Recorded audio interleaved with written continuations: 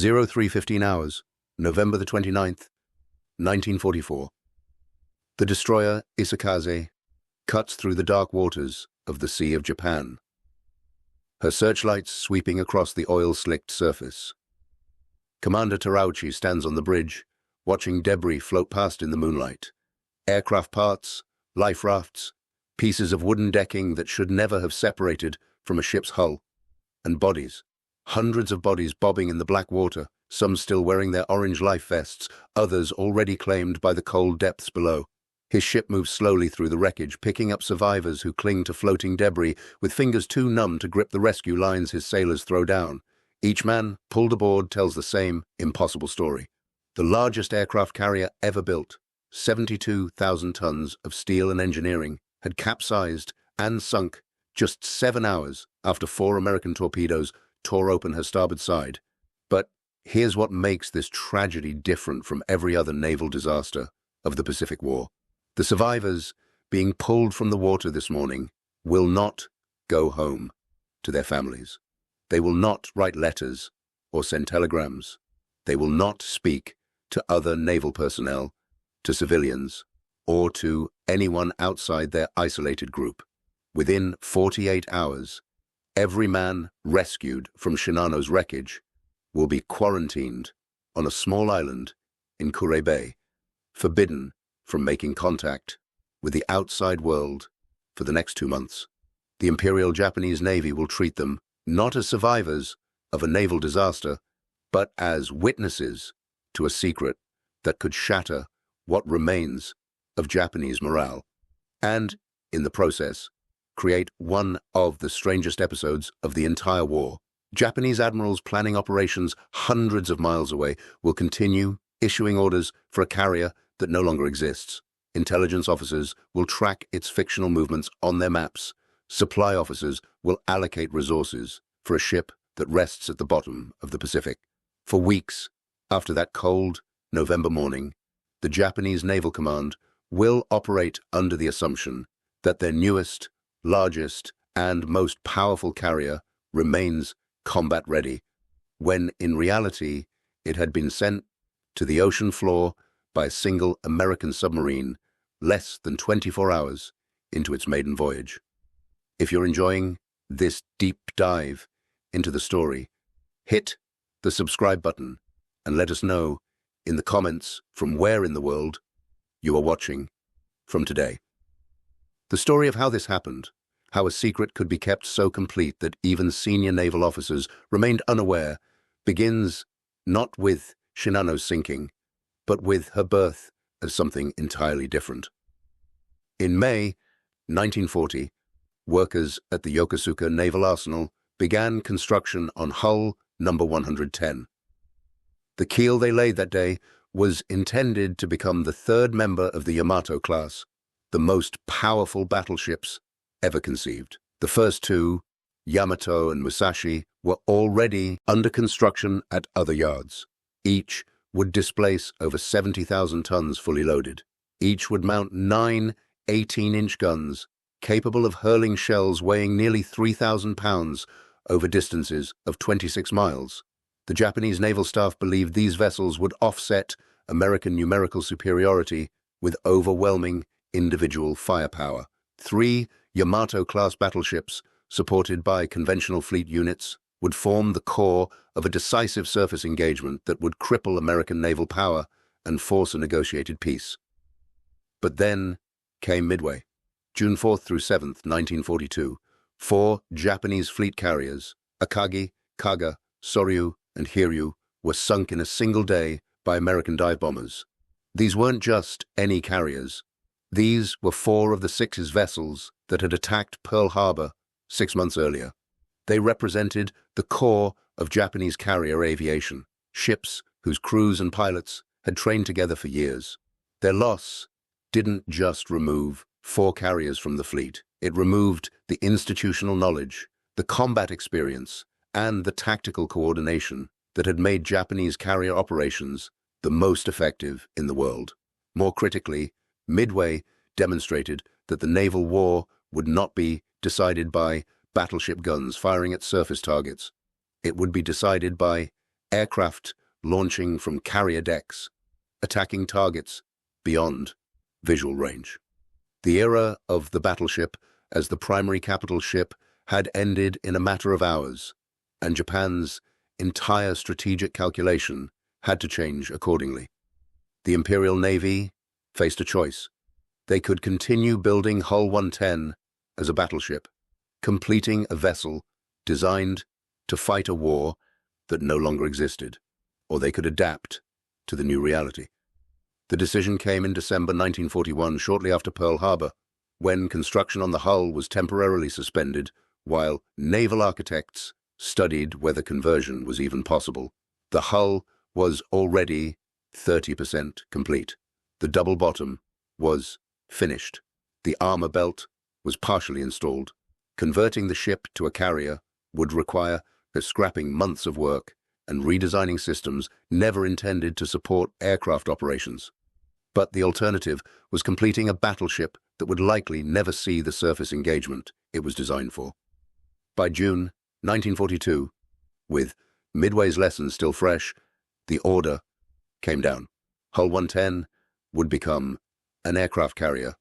The conversion began immediately, but under conditions of absolute secrecy that exceeded anything the Japanese Navy had attempted before. A tall fence was erected around dry dock number 6 at Yokosuka, blocking all views of the ship from outside the facility. Workers entering the yard signed documents acknowledging that discussing the project with anyone, including family members, would be considered treason, punishable by execution. Civilian employees were forbidden from photographing anything within the dockyards.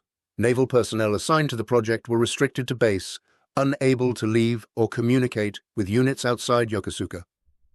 The security measures were so extreme that Shinano became the only major warship of the 20th century with no photographs taken during her construction.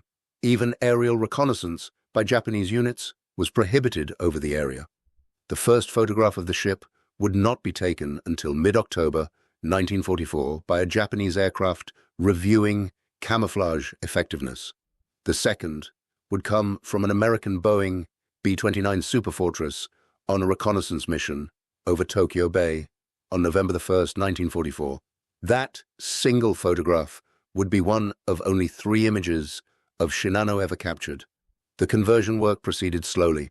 The battleship hull's armor belt, already partially installed, was too thick for efficient carrier operations. Removing it entirely would weaken the structure. Keeping it would make the ship too heavy. The compromise reached by naval architects was to thin the armor from the original Yamato specifications, creating a belt between 160 and 400 millimeters thick at the waterline.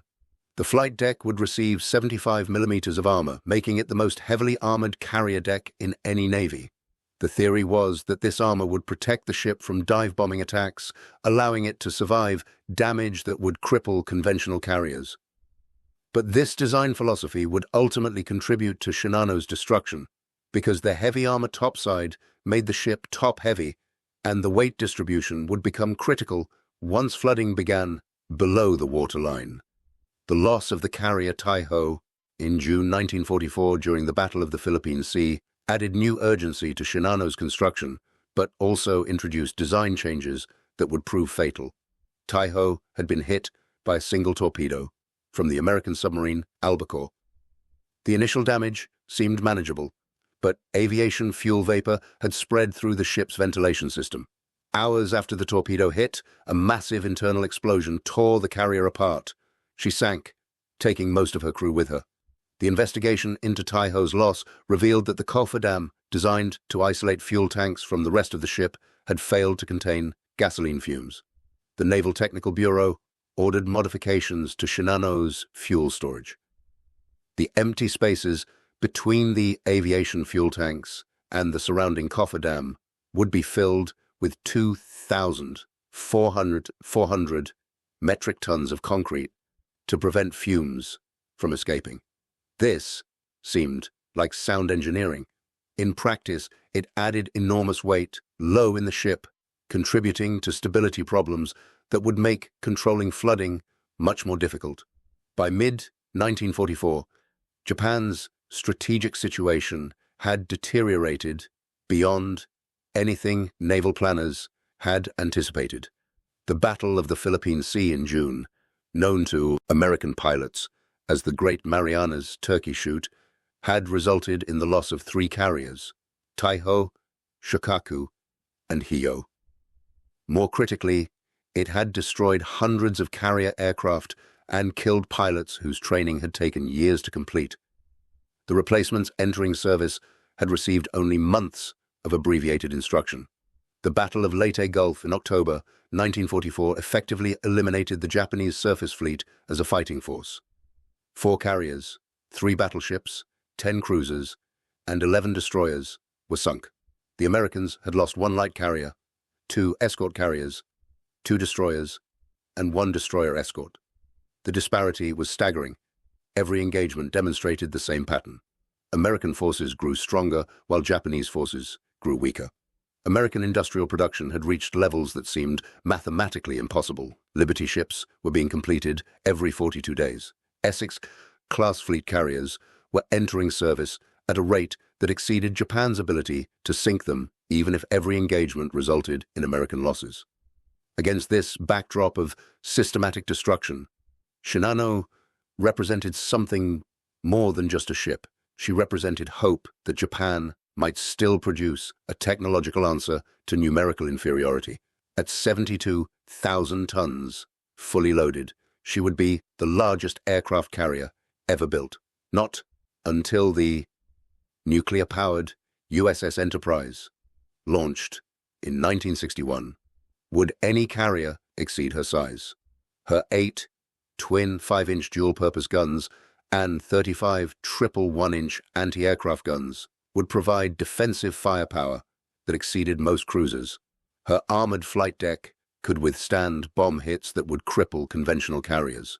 She was designed to operate 47 aircraft, though her role had been modified from fleet attack carrier to support vessel. She would carry spare parts, ammunition, and fuel for other carriers, essentially serving as a floating supply base that could repair and rearm aircraft from multiple vessels in the fleet.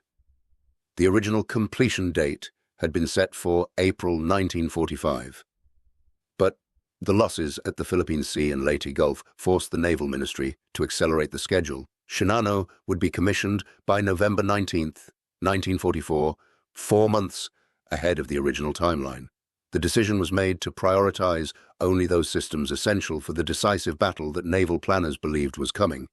If Shinano survived her first combat operations, the remaining work would be completed afterward.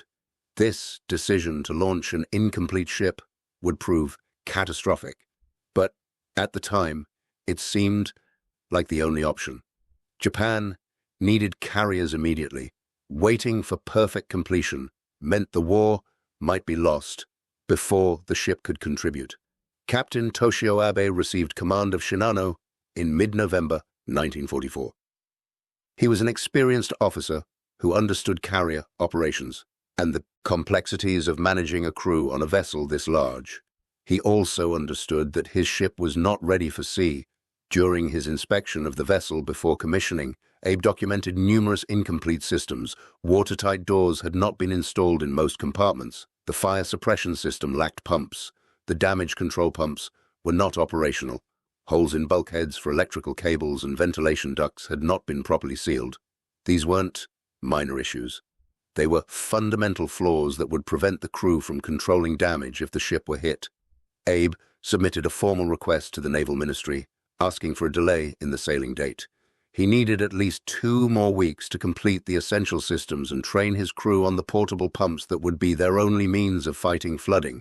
His request was denied. The Naval General Staff had received reports that American B-29s had photographed Yokosuka Naval Yard on November the 19th. Intelligence suggested the Americans might conduct bombing raids targeting the facility. Shinano needed to depart immediately for Kure Naval Base, where she could complete fitting out away from American bombers. The risk of sailing with incomplete damage control systems was considered less than the risk of losing the ship to air attack while still in dock.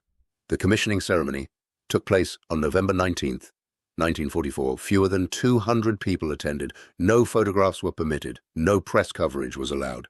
The event that should have been celebrated as the birth of Japan's most powerful carrier was conducted in near total secrecy. Even the crew, 1,400 men who would sail aboard her, were not told the ship's destination or mission. They knew only that they served aboard the largest carrier in the world and that their navy expected great things from them. Most had seagoing experience, but few had served together as a unit. Training on Shinano's specific systems was minimal. The crew had spent less than 2 weeks familiarizing themselves with a ship so large and complex that proper training would have required months. On November the 28th, 1944, at 1800 hours, Shinano departed Yokosuka Naval Arsenal for Kure.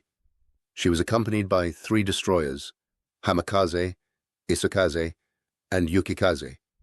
These vessels formed what should have been an adequate escort for a ship traveling in home waters. The route would take them southwest through the Sea of Japan, keeping them relatively close to shore and away from the main American submarine patrol areas. The voyage was expected to take approximately 18 hours. Weather conditions were moderate, visibility was good with a half-moon providing enough light for navigation but not enough to make the carrier an easy target for submarines operating on the surface. Captain Abe had every reason to believe his ship would reach Kure safely. He was wrong. Approximately 200 nautical miles to the south, the American submarine Archerfish patrolled the waters near Tokyo Bay. Commander Joseph Francis Enright commanded the boat. This was Archerfish's 5th war patrol, but her first under Enright's command. The submarine had participated in no successful sinkings during its previous patrols. Enright himself carried a reputation as overly cautious, a commander who thought too much and shot too little. He had been removed from command of another submarine earlier in the war after failing to engage targets that other officers believed were within range. The assignment to Archerfish was his chance at redemption. But after weeks of patrol, the submarine had yet to fire a torpedo in anger. That was about to change. At 20:40 hours on November 28th, Archerfish's radar operator detected multiple contacts leaving Tokyo Bay. The initial identification suggested a tanker with destroyer escorts. But as Enright studied the radar return through his binoculars during a surface approach, he realized the central vessel was far larger than any tanker. The silhouette showed a distinct island superstructure and a flight deck profile. This was an aircraft carrier, and one that didn't match any vessel in American intelligence reports. Enright made his decision. Archerfish would track the convoy and attack when the tactical situation permitted. What followed was a 6-hour chase as the submarine pursued the Japanese vessels through the darkness. The convoy maintained a speed of 16 knots, fast enough to make pursuit difficult, but not fast enough to simply outrun the submarine. Enright kept Archerfish on the surface, where her diesel engines gave her enough speed to maintain contact. He knew that once he submerged, he would be limited to battery power and would quickly fall behind. The carrier executed irregular course changes, probably as anti-submarine precautions. But the zigs and zags actually worked in Enright's favor, bringing the target closer each time it turned. At approximately 02:56 hours on November the 29th, Captain Abe ordered a course change that would prove fatal. Believing he had encountered an American wolfpack, multiple submarines working together, he turned southwest, attempting to avoid what he thought were several threats. The maneuver exposed Shinano's entire starboard side to Archerfish, creating exactly the target geometry that submarine commanders dreamed about. Enright submerged at 0305. At periscope depth, he could see the massive carrier clearly through his scope. The ship was so large, it filled half his field of view. He could count individual aircraft on the flight deck. He could see details of the island superstructure. This was a target that couldn't be missed, but it was also a target that needed to be identified. Enright made quick sketches of what he saw, noting the unusual proportions and configuration. Then he ordered his crew to prepare for attack. At 03:15 hours, Enright gave the order to fire. Six Mark 14 torpedoes left Archer-Fisher's tubes at 8-second intervals. Range was 1,000 yards. The angle on the bow was nearly perfect. The weapons ran true, their wakes barely visible in the darkness. Enright counted the seconds. 47, 48, 49. At 51 seconds, the first explosion lit up the night. Orange fire bloomed against Shinano's hull. Then the second hit, and the third, and the fourth. 4 direct impacts along the starboard side, spaced perfectly to inflict maximum damage. Enright watched through his periscope as the massive carrier shuddered under the impacts. Then he ordered Archerfish to dive deep and rig for depth charge attack. The destroyers would be coming, but Enright had already accomplished something unprecedented. He had just fired what would become the most successful torpedo salvo of the Pacific War. On Shinano's bridge, Captain Abe felt the deck plates shudder beneath his feet. The first torpedo hit far aft, the explosion muffled by the distance and the ship's massive structure. Before he could react, 3 more impacts followed in rapid succession. The bridge lighting flickered, then failed completely as the electrical grid went down. Emergency battle lanterns cast harsh shadows across instrument panels now frozen at their final readings. Abe grabbed a voice tube and demanded damage reports from below. What he heard in the next few minutes should have told him everything he needed to know about his ship's chances of survival. But the crew's inexperience and the rushed nature of the ship's completion would conspire to delay that realization until it was far too late. The first torpedo had struck at frame station 112, breaching the starboard side below the waterline. The impact had opened a hole approximately 20 feet wide, allowing thousands of tons of seawater to pour directly into engineering spaces. The second hit at frame 116, flooding additional boiler rooms. The third at frame 120, and the fourth at frame 124. Together, the 4 impacts had opened Shinano's starboard side, along a 60-foot section of her hull, precisely in the area where the anti-torpedo bulge met the main armor belt. The design was supposed to prod it against this type of attack. The double hull and water-filled compartments should have absorbed the torpedo energy and limited flooding to the outer spaces. But the conversion from battleship to carrier had created structural weak points at the joints between different armor sections. The torpedoes had found these weak points with devastating accuracy. Within minutes, number 3 boiler room had flooded completely, killing every man on watch. The compartment's watertight integrity, never properly tested during the rushed fitting out, failed almost immediately. Seawater cascaded through unsealed cable penetrations and ventilation ducts into adjacent spaces. 7 boiler room aft began flooding as well, though this compartment was either unmanned or quickly abandoned. 1 boiler room inboard of number 3 started taking water through leaks in the side bulkhead, leaks that existed because the bulkhead joints had never been properly sealed. The damage control parties responded as best they could, but they were fighting with inadequate equipment in a ship they barely knew. The portable pumps that should have been their primary weapon against flooding had never been properly tested. Many failed to start. Those that did operate proved woefully inadequate against the volume of water entering the ship. The permanent pumping systems were inoperative because the electrical power was gone, and the backup systems had not been completed. The crew was attempting to fight a modern naval disaster with equipment and training that belonged to an earlier era. Captain Abe faced a decision. He could attempt to slow the flooding and save his ship, or he could try to reach shallow water, where Shinano could be beached. He chose speed.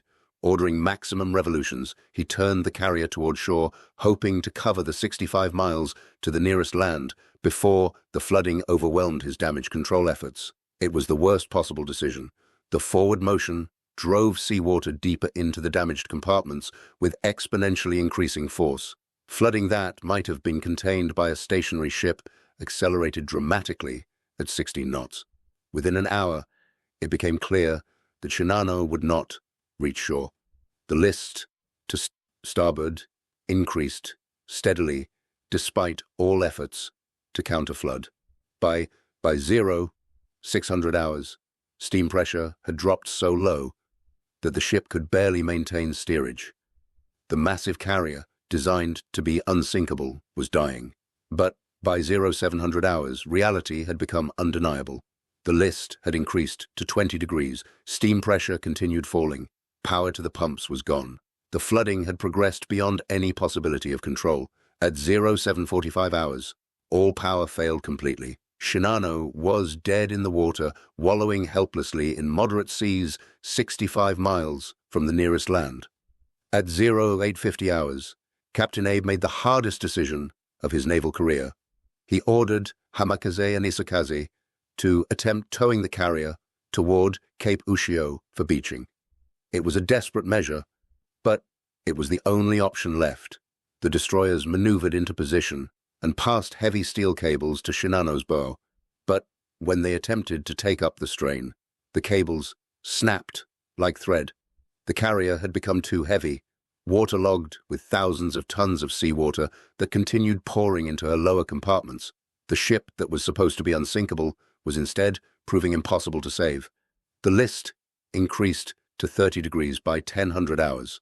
Aircraft that had broken loose from their moorings on the hangar deck crashed against the port bulkhead with enough force to puncture the thin plating. Each impact admitted more water. The carrier began her final roll. At 10:18 hours, Abe gave the order he had resisted for 7 hours. Abandon ship. The crew, those who could still reach the upper decks, began evacuating. Many men were already trapped below, sealed in flooding compartments by watertight doors that had been closed in futile attempts to contain the damage. Others were injured, unable to climb the ladders that now angled at impossible angles. The destroyers moved in close as they dared, while the massive carrier rolled toward them. Sailors threw lines. Men jumped into the water. Some wore life jackets, many did not. The water was cold, 58 degrees Fahrenheit. Men who entered it had perhaps 30 minutes before hypothermia claimed them.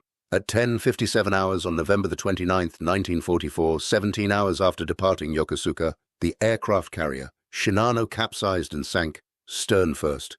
She went down in 4,000 meters of water, taking 1,435 officers, enlisted men and civilians with her.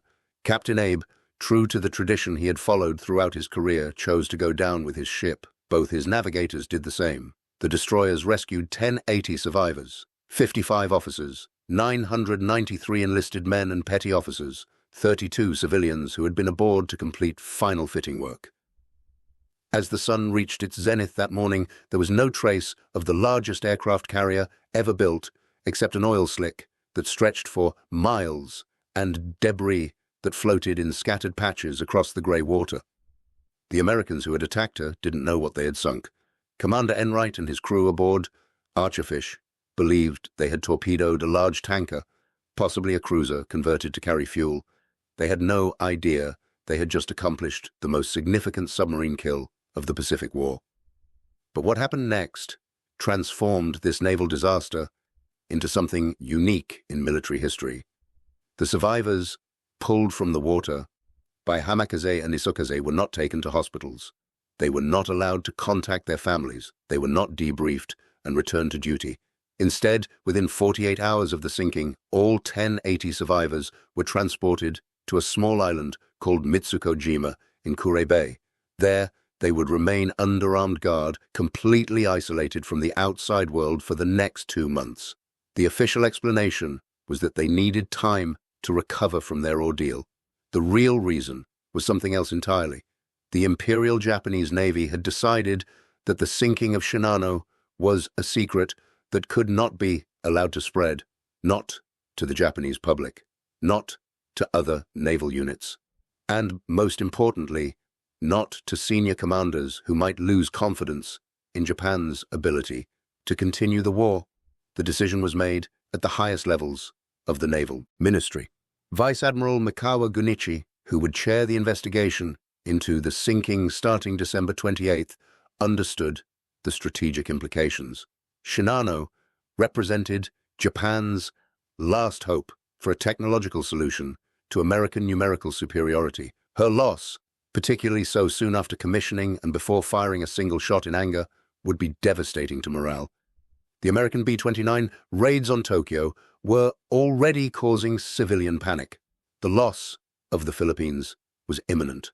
Soviet entry into the war seemed increasingly likely. Against this backdrop of cascading defeats, the Navy needed to project an image of strength and readiness. Admitting that the largest carrier ever built had been sunk on her maiden voyage by a single submarine would shatter that carefully maintained illusion. So the survivors were silenced.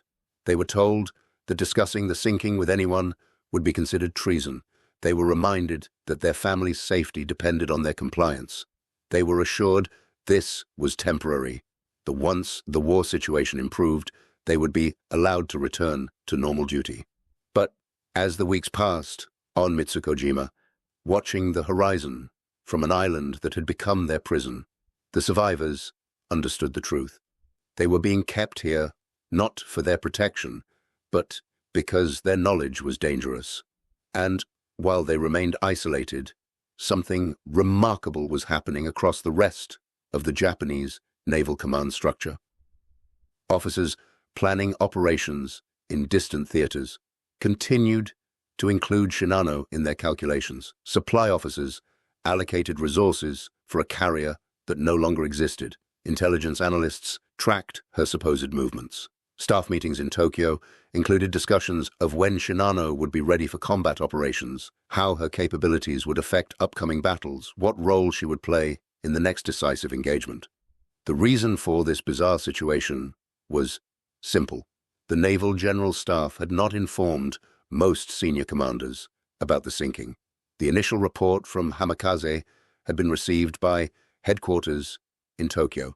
A handful of admirals knew what had happened, but the information was classified at the highest level and was not disseminated through normal channels. Unit commanders operating in the Philippines, in the East China Sea, in the home islands defense zones, they received no notification that Shinano was gone. And because the Navy's command structure was highly compartmentalized, with operational security preventing lateral communication between units, there was no mechanism for word to spread organically. The officers who knew couldn't tell anyone. The survivors who knew were quarantined on an island, and everyone else simply assumed the carrier was completing her fitting out at Kure as planned. This created situations that would seem impossible if they weren't documented in post-war investigations. In early December 1944, staff officers at Combined Fleet Headquarters discussed allocating aircraft to Shinano once she completed her workup training. In mid-December, logistics officers calculated fuel requirements for operations that included the carrier. In January 1945, contingency plans for defending against the expected American invasion of Okinawa included Shinano as part of the mobile fleet that would engage enemy forces. These weren't abstract planning exercises. These were operational orders being drafted, resources being allocated, strategic decisions being made based on the assumption that Japan possessed a carrier that had been resting on the bottom of the Sea of Japan for weeks. The investigation board convened on December 28, 1944, exactly 1 month after the sinking. Vice Admiral Mikawa Gunichi presided over proceedings that were classified top secret. The board included naval architects, damage control specialists, and senior operations officers, but conspicuously absent were most of the survivors, who could have provided first-hand testimony about what actually happened aboard Shinano during those critical hours. The men remained quarantined on Mitsukojima, their knowledge considered too dangerous to be shared even with the official investigation. The board's findings were damning. Shinano had been sent to sea in an incomplete state. Her watertight integrity was compromised by unsealed cable and pipe penetrations. Her damage control equipment was inadequate. Her crew was insufficiently trained. The decision to maintain speed after the torpedo hits had accelerated the flooding beyond any possibility of control. Captain Abe's choice to attempt reaching shore rather than stopping to fight the flooding had doomed the ship. But these findings were never made public. The report was classified and filed away. The Navy's official position remained that no such sinking had occurred. And the charade continued. In late January 1945, An American intelligence summary based on intercepted Japanese communications noted that radio traffic suggested a large carrier was operating in the inland sea. American analysts assumed this was either Amagi or Katsuragi, two smaller carriers known to be in the area. They had no way of knowing that some of the radio traffic they were intercepting referred to a ship that didn't exist, ghost communications about Shinano's supposed movements generated by Japanese officers who didn't know she was gone. The isolation of Shinano's survivors finally ended in late January 1945, approximately 8 weeks after the sinking. The men were released from Mitsukojima and reassigned to other duties throughout the fleet, but they were not permitted to discuss the sinking. They were reminded that operational security demanded silence. They were told that revealing information about Shinano's loss could aid the enemy and endanger Japan's war effort. Most complied. Some didn't. Word began to spread slowly through informal channels, whispered conversations between sailors who had served together, letters that carefully avoided explicit details, but hinted at a major disaster. By February 1945, rumors were circulating in naval circles that something had happened to the new carrier. But rumors were not the same as official confirmation. And without that confirmation, the strange situation continued where some officers knew, others suspected, and many remained completely unaware. If you find this story engaging, please take a moment to subscribe and enable notifications. It helps us continue producing in-depth content like this. The situation became even more surreal in March 1945, when the Naval General Staff drafted Operation Heaven 1, a plan to use remaining Japanese carriers in mass kamikaze attacks against American forces expected to invade Okinawa. The plan included provisions for Shinano to serve as a floating supply base, rearming and refueling aircraft from other carriers. Staff officers worked on these plans for weeks, calculating fuel requirements, ammunition loads, and operational timelines. They were planning missions for a ship that had been underwater for 4 months. The reason this could happen reveals something fundamental about how the Japanese Navy operated in the war's final year. The command structure had become so fragmented, communications so restricted, and operational security so tight that different parts of the organization were working with completely different understandings of reality. The officers who knew about Shinano's loss were prevented from sharing that information. The officers who didn't know had no reason to question the official records showing the carrier as operational, and the survivors who could have clarified everything had been dispersed throughout the fleet with orders to remain silent. It wasn't until April 1945, 5 months after the sinking, that the Naval General Staff officially notified all major commands that Shinano had been lost. The notification was brief, providing minimal details.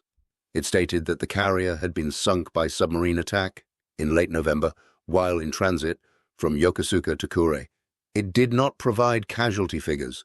It did not discuss the circumstances of the loss. It did not mention the rushed construction, the incomplete systems, or the inexperienced crew. It simply acknowledged that a ship previously listed as operational was in fact destroyed. For the officers who had been planning operations that included Shinano, the notification must have been bewildering. They had spent months incorporating this vessel into their strategic calculations, only to learn it had never been available. For others, particularly those who had heard rumors, the official confirmation simply validated what they already suspected. But even with official acknowledgement, the full story remained classified. The investigation board's findings were not released. The survivors were still bound to silence. The true details of what happened that November night would remain unknown outside a small circle of naval officers for decades. The Americans learned about Shinano's sinking gradually through multiple channels. Commander Enright's patrol report mentioned attacking a large vessel he identified as possibly a carrier or converted tanker. But without confirmation of the sinking, the attack was recorded as a probable hit, not a kill.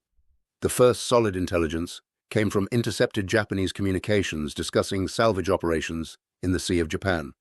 American cryptographers noted references to a major vessel lost in late November, but couldn't identify which ship. The breakthrough came from ultra intercepts in early 1945 that mentioned Shinano by name in connection with casualty reports. American intelligence analysts cross-referenced this with earlier communications and slowly pieced together what had happened. By mid-1945, the Office of Naval Intelligence had concluded that Japan's newest carrier had been sunk by submarine attack shortly after commissioning. But even then, they didn't know which submarine had done it or the full circumstances of the engagement. It wasn't until after Japan's surrender in August 1945 that the complete picture emerged. American occupation forces recovered Japanese naval records, including the investigation board's classified report. They interviewed survivors, including some of the damage control personnel who had fought to save the ship. They examined Shinano's construction records at Yokosuka. They spoke with Captain Abe's executive officer, who had survived the sinking, and they reviewed Commander Enright's patrol report in light of this new information. The correlation was perfect.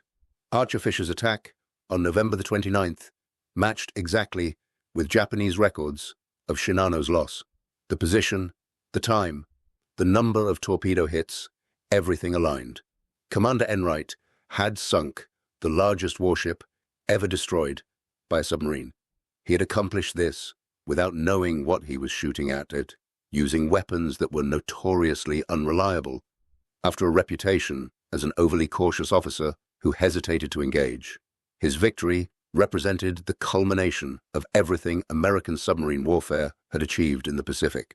But the larger revelation was how the Japanese Navy had handled the disaster.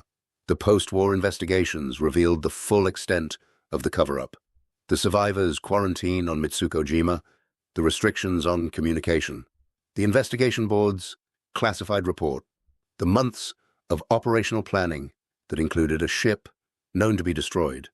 American naval officers studying these records found it almost incomprehensible. In the U.S. Navy, the loss of a capital ship would have been immediately reported up the chain of command. Senior officers would have been notified within hours. Lessons learned would have been disseminated throughout the fleet to prevent similar losses. The idea of keeping such information secret from your own commanders seemed counterproductive to the point of absurdity, but it reflected something fundamental about Japanese naval culture in 1944, the emphasis on maintaining morale, on projecting strength, even in defeat, on controlling information to prevent panic or defeatism. These priorities had become so dominant that they overrode tactical and strategic considerations. The need to keep the sinking secret had become more important than the need to learn from it. The survivors of Shinano carried their experiences for the rest of their lives. Many refused to discuss the sinking even after the war ended and the official restrictions were lifted. The trauma of that night, combined with the months of enforced silence, had created psychological wounds that never fully healed. Some wrote memoirs decades later, documenting what they had witnessed. Others took their stories to the grave, but all of them shared the strange experience of surviving a disaster that their own navy pretended hadn't happened, of being quarantined on an island while their service continued issuing orders for their ship, of watching the war end, knowing that one of its greatest naval catastrophes remained largely unknown even to those who had fought it. Commander Enright received the Navy Cross for sinking Shinano, though the award citation couldn't initially specify what he had sunk due to classification restrictions. He remained in the Navy after the war, serving in various capacities before retiring. He gave occasional interviews about the attack, always careful to credit his crew's professionalism and training. He noted that Archerfish had been considered an unlucky boat before that patrol, that his own reputation had been damaged by earlier failures to engage targets. The sinking of Shinano had vindicated both the boat and her commander. But Enright was also candid about the role of chance in his success. If the carrier's course hadn't brought her within range, if the weather had been different, if the Japanese destroyers had been more aggressive in their anti-submarine search, the outcome might have been entirely different. Naval warfare, particularly submarine operations, always involved an element of fortune beyond any commander's control. The wreck of Shinano remains on the bottom of the Sea of Japan, 4,000 meters down, well beyond the depth where salvage or exploration is practical with current technology. No expedition has ever located or photographed the wreck. Her exact position is known from Japanese records, but the extreme depth and the decades of corrosion have likely reduced the once proud carrier to scattered wreckage spread across the seafloor. The aircraft she carried, the supplies intended for other carriers, the machinery that was supposed to make her the most capable carrier in the world, all of it rests in permanent darkness, a monument to rushed construction, inadequate training, and the mathematics of industrial warfare that made Japanese victory impossible by late 1944. The few photographs of Shinano that exist tell their own story. The aerial reconnaissance photo, taken by the American B-29, in November 1944, shows a massive ship at dock, her flight deck clearly visible but details obscured by distance. It's a grainy, unclear image that revealed almost nothing to American intelligence analysts at the time. The Japanese photographs taken for camouflage assessment in October show more detail. The distinctive island superstructure, the armored flight deck, the enormous size that dwarfed everything around her. But these are just two images of a ship that represented years of labor, millions of man-hours and resources Japan couldn't afford to lose. For all the secrecy surrounding her construction, the Navy couldn't make her invisible. They could only delay the revelation of her loss.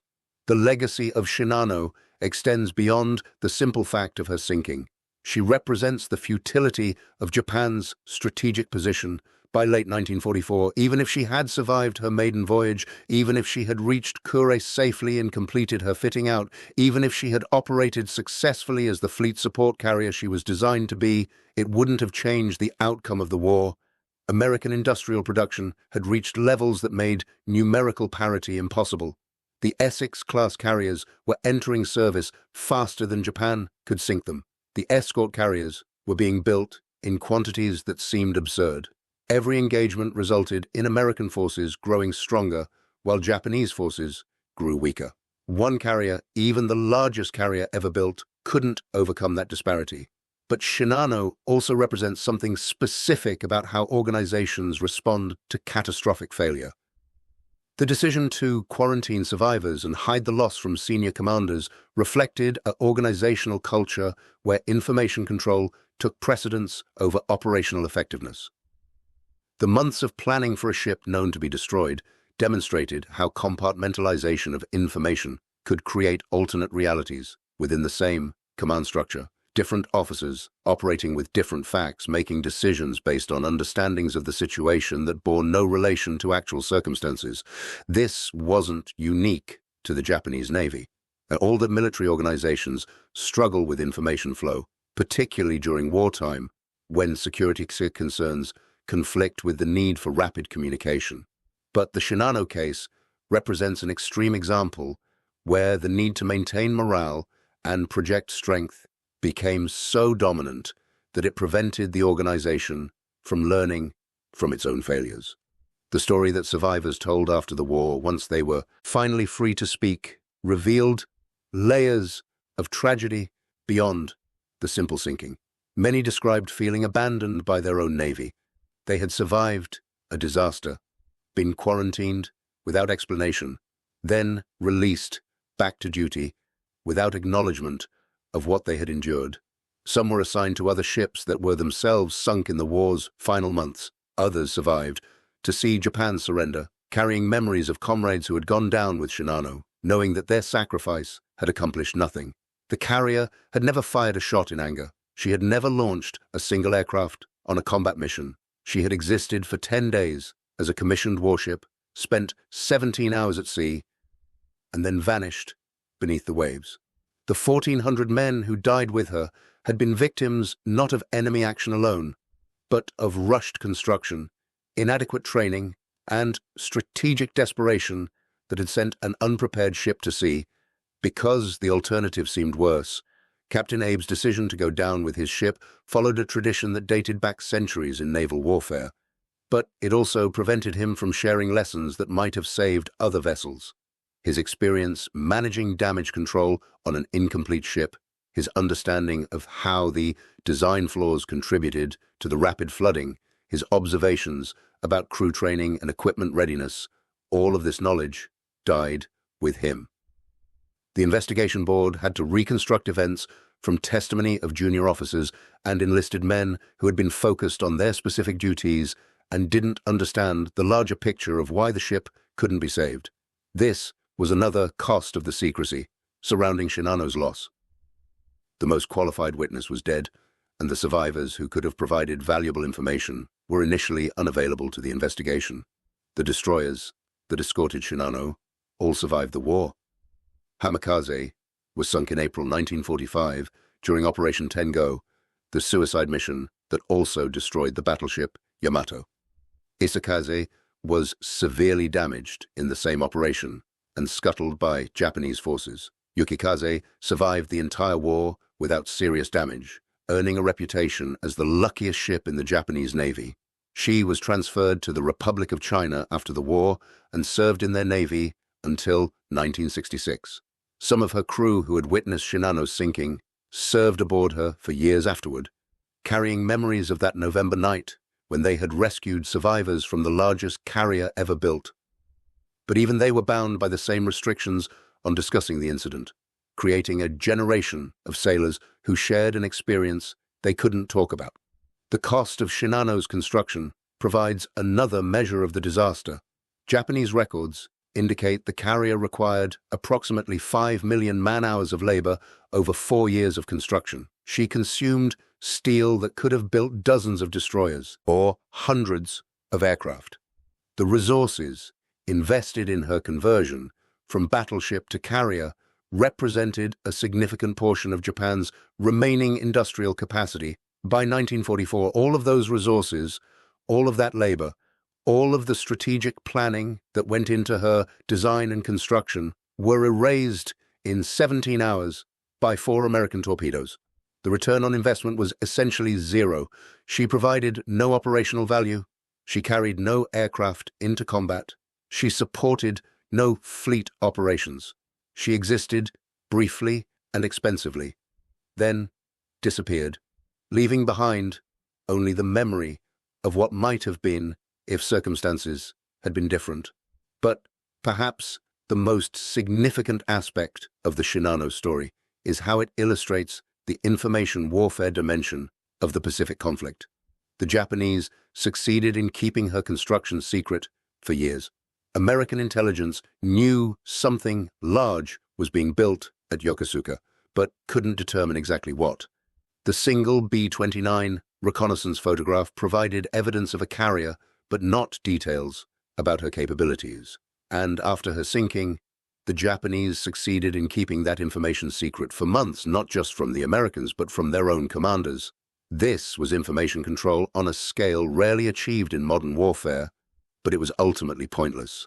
The secrecy surrounding Shinano's construction didn't prevent her sinking. The secrecy surrounding her loss didn't prevent American intelligence from eventually learning about it.